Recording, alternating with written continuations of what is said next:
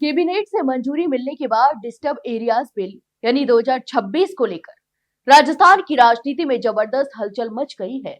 सत्ता पक्ष जहां इसे कानून व्यवस्था और जन सुरक्षा के लिए एक जरूरी कदम बता रहा है, तो वहीं विपक्ष इसे संविधान और समाज के खिलाफ करारा देकर सड़क से सदन तक विरोध की तैयारी में जुट चुका है।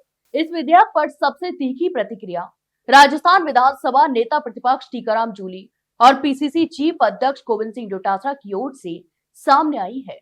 दोनों नेताओं ने सरकार के इरादों पर सवाल खड़े करते हुए इसे विभाजनकारी और मौलिक अधिकारों पर हमला बताया है। कांग्रेस का आरोप है यह विधेयक समाज में एक डर का माहौल पैदा करेगा और खास वर्गों को निशाना बनाने का रास्ता भी खोल सकता है। वहीं शिक्षा एवं पंचायती राज मंत्री मदन दिलावर ने विपक्ष के आरोपों को सिरे से खारिज करते हुए सरकार के फैसले का जोरदार बचाव किया है और कहा कि यह विधेयक विधानसभा से पारित होने के बाद प्रदेश में दंगाइयों के मंसूबों पर लगाम लगाएगा। मंत्री दिलावर के मुताबिक दंगाई तत्व जनसंख्या असंतुलन करने और सामाजिक ताने बाने को बिगाड़ने के षड्यंत्र रचते हैं, लेकिन इस कानून के लागू होने से ऐसे प्रयासों पर रोक लगेगी।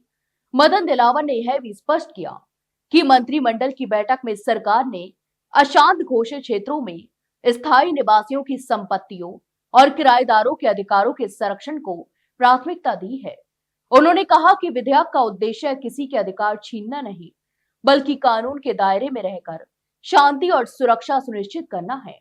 मंत्री दिलावर ने कहा, यह बीजेपी की सरकार है और मुख्यमंत्री भजनलाल शर्मा की सरकार प्रदेश की जान माल की सुरक्षा को लेकर पूरी तरह से गंभीर है। इसी सोच के तहत विधानसभा में इस विधेयक को रखने की मंजूरी भी दी गई है। जनसंख्या असंतुलन, अवैध गतिविधियां या संपत्तियों के सस्ते दामों पर खरीद फरोख्त जैसे गड़बड़ियों पर अब प्रभावी रोक लगेगी। प्रदेश में लंबे समय से इस कानून का इंतजार कर रहा था। दूसरी ओर कांग्रेस ने इस बिल के खिलाफ खुला मोर्चा भी खोलने का ऐलान कर दिया है। नेता प्रतिपक्ष टीकाराम जूली ने चेतावनी देते हुए कहा कि कांग्रेस पार्टी आगामी विधानसभा सत्र में इस संविधान विरोधी और समाज विरोधी विधेयक का पुरजोर विरोध करेगी। उनका कहना है कि कांग्रेस न सिर्फ सदन के भीतर सरकार को जमकर घेरेगी, बल्कि सड़कों पर उतरकर जनता को भाजपा के कथित विभाजनकारी चेहरे से रूबरू कराएगी। कांग्रेस नेताओं का दावा है यह विधेयक राजस्थान की साझा संस्कृति और नागरिकों के मौलिक अधिकारों के खिलाफ है।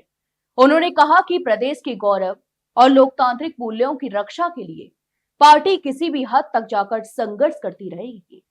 कुल मिलाकर डिस्टर्ब एरियाज बिल यानी 2026 को लेकर सत्ता और विपक्ष आमने सामने है। एक ओर सरकार इसे सुरक्षा और शांति का मजबूत हथियार बता रही है, तो वहीं दूसरी ओर कांग्रेस इसे लोकतांत्रिक मूल्यों के लिए एक खतरा मान रही है।